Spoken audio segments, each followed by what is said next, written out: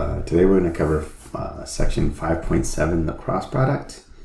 And so to find the cross product, x cross w, we look at the first vector with having a1, b1, and c1, and vector w would have a sub 2, b sub 2, and c sub 2, and then we'd go accordingly b1 times c2 minus b2 times c1.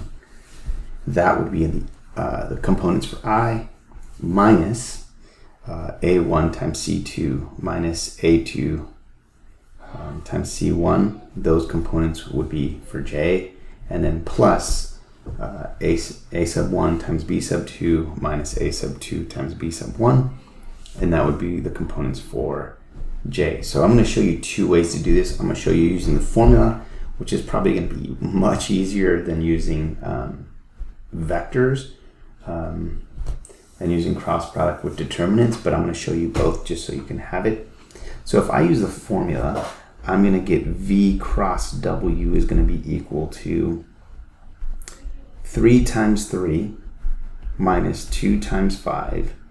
That's going to be my I, minus 2 times 3 minus 1 times 5. That's going to be for my j, plus 2 times 2 minus 1 times 3. That would be my k. And so for this first one, it was this 3 times this 3 minus my b2 times my c1, and c1 would be this guy. So those are the numbers that I got for this first piece. And then to get the next one, you can just follow the pattern and see. Or you could, one thing you could do is you could even write it this way as a1 is 2, b1 is 3, c1 is 5, a2 is 1, b2 is 2, and c2 is 3. If that you find more beneficial, go ahead and do it that way.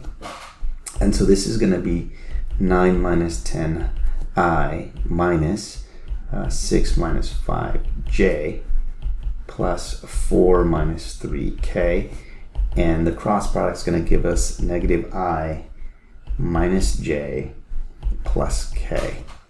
Okay, so that's one way to do it. Another way to do it is a little bit more complicated. I'll demonstrate it for you. And here's how it goes. So it's the magnitude, or it's the discriminant, or the determinant of this thing is found this way. And I'll explain how I'm getting these numbers right here. So I, j, and k are the components to the vectors. And then what I'm lining up underneath I is there's 2 and 1. And that's how I get this 2 and 1. And then for j, it's going to be 3 and 2. And then under k, I'd get 5 and 3. Okay, now to do this thing, to get to the determinant, is going to be a little bit weird. So bear with me as I demonstrate this. I'm going to use colors to show it. So I'm going to go this way first. And that's going to give me I'm going to get I times 3 times 3, right? Plus, I'm going to do it in a different color. I'll use red. I'm going to go this, oops, dang it. I want the highlighter to be a different color. So I'm going to go this and this together. And so that's going to give me j times 5 times 1. And then I'll use pink. I'm going to go k, sorry, k times 2 times 2. And so it's all the diagonals, and I'm going to get, well, I guess I can use pink there too. That's fine. I'm going to get k times 2 times 2. Now, that's going the diagonal one way. Now what I'm going to do is I'm going to go minus, and let me erase all these so you guys can see the other way it goes. Now what I'm going to do is I'm going to go diagonal the other way. So I'm going to go this way with it. And so that's going to give me k times 3 times 1 plus 5 times 2 times I. So that's going to be 5 times 2 times I plus 3 times j times 2. So 3 times j times 2. Okay, and now when I do this, I'm going to get 9i plus 5j plus 4k minus 3k plus 10i plus 6j. And then collecting like terms, I'm going to get 9i minus 10i plus 5j minus 6j plus 4k minus 3k. And so we can see that that's going to give me negative I minus j plus k. This is two ways to do it. We can see that we do in fact get the same answer, but you can see one way is a little bit more confusing than the other. But if you've done Algebra 2, you may have seen determinants in 3x3s, and you could do it that way. But if not, like I said, there is the formula, and you can use that formula to go ahead and solve these problems. Okay, your choice. Here are some theorems that you guys should know. I'll leave this here for you to look at. The cross product of vectors that are the same is going to be 0. And then cross product of two vectors, if you try to use the commutative property, you end up with sign difference, so you have to put a negative there. And then if you have a scalar, the scalar will multiply with one or the other vector. And then the cross product of with the sum of two vectors is going to be the cross of the two vectors. So u cross product with v plus u cross product with w. That's number 5 here. So that's something that you need to know. And then u times v are orthogonal to both u and v. So if you take, basically what this is saying is the cross product of u and v is going to be orthogonal to vector u and vector v. So think of it like this. If you have the xy axes, the cross product of x and y would be z, and it's orthogonal to both x and y. So that's just an illustration for you to see. If you go back to section 5.6, I demonstrated a picture of the x-axis and the y-axis with b being perpendicular, and that's all that this number 8 is saying. Okay, and then you can just read through all of these. One of the ones that we will be using quite a bit is this one here, where the magnitude, the cross product of two vectors is the area of the parallelogram that's going to be created. And I'll do an example of a problem that's like that in just a bit. Okay, so let me go ahead and do a problem for you. And so this problem says find a vector that is orthogonal to u and v. And so one of the things that we need to remember, and I think I mentioned it last time, is that two vectors are orthogonal, meaning perpendicular, if their dot product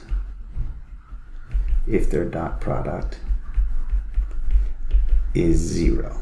So that's one of the things that we're going to look at. So U cross V is going to be, and I'll do it with matrices, just it's what I'm used to, but like I said, the formula is probably easier for you to use, but I've spent years doing it this way, so it's what I'm used to.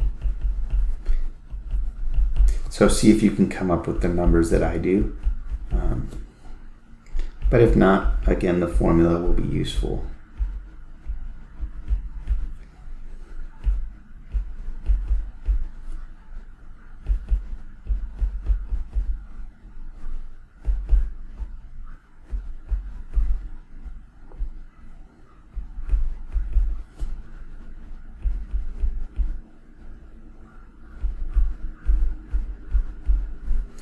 Alright, and this is going to give me, well, I'll just write it down, just arithmetic, but I'm going to get negative I plus 2j plus 7k.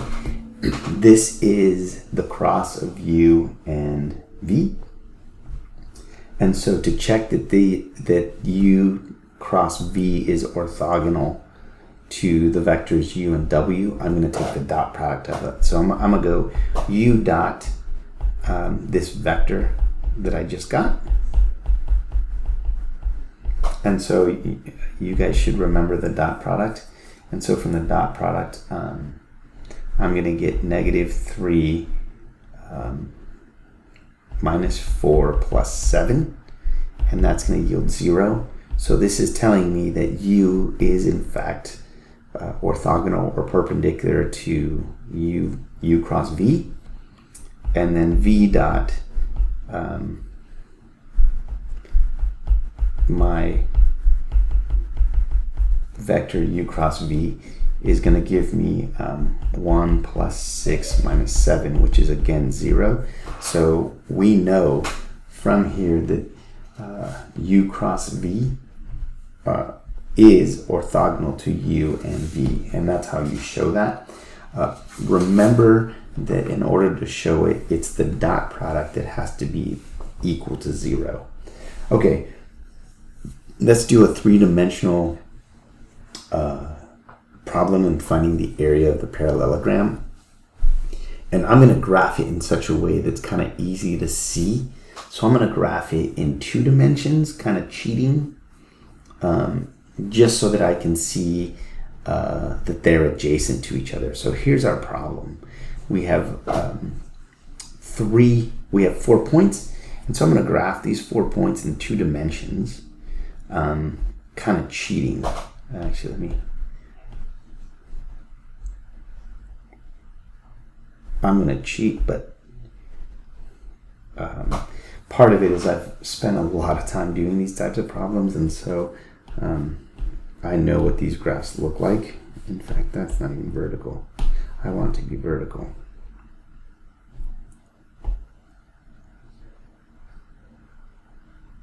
Good enough. Okay, so 1, 2, 3, 4, 5. 1, 2, 3, 4, 5. 2, 3, 4, 5. Now, I'm going to plot the points 2-dimensionally because depth going into the page or out of the page we won't be able to see. So I'm just doing it as simply as possible. So I'm going to go, this is 0, 0, 0, right? That's the origin. That's my P1. P2, I'm going to go 3 and then down 2. And then it's supposed to come up out of the page 1 unit, but I can't demonstrate that. So I know that this is going to be one of the sides. Now P3 is going to be negative 1 up 3. And then going down into the page, 1 unit. And so I'm going to draw that line. And then 2, 1 is another. And so this is P3. This is P4. And so connecting these points, this is what the parallelogram looks like. Now, in order to be able to demonstrate area, we need to find adjacent sides. And so adjacent sides basically are just sides that are next to each other. So I'm going to use this side right here, P1 to P2. I'll call that my U. And adjacent to it is going to be this one here. So I'm going to use V to be my P1 to P3. Those being adjacent are going to be useful for me to be able to find the area. So when I take the cross product of U and V, they must be adjacent sides in order for me to be able to find the area. So that's important. And that was one of the things. Remember that the area of a parallelogram was U cross V, their magnitude. And so let's go ahead and find U. So that vector ends up being 3i minus 2j plus k, right? We did this before, where all it's going to be is the difference of 3 minus 0, and then negative 2 minus 0, and then 1 minus 0. That's going to give us our u. To find P1 to P3, it's going to be negative I, right? Because negative 1 minus 0, plus 3 minus 0, and then 1 minus 0. And that's our vector V. Now we need to take the cross of that. So U cross V. We've done examples of this now. And that's going to give us negative I plus 2j plus 7k. So cross product is really not that bad. You can do it with the determinants, or you could use the formula to go ahead and find this U cross V. But the important piece in this is we needed to have adjacent sides, and then we needed to take the cross product of those adjacent sides. So once we found the cross product of those adjacent sides, to find the area of the parallelogram,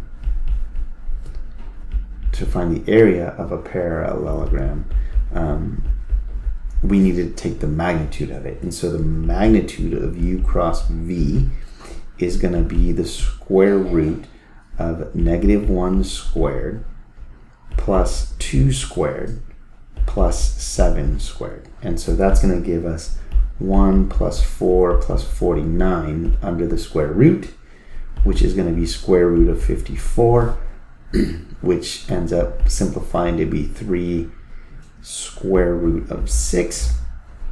And remember that this is going to be units squared because it's an area. But again, the crux to finding the area of the parallelogram is that they are adjacent to each other. I hope this has been beneficial.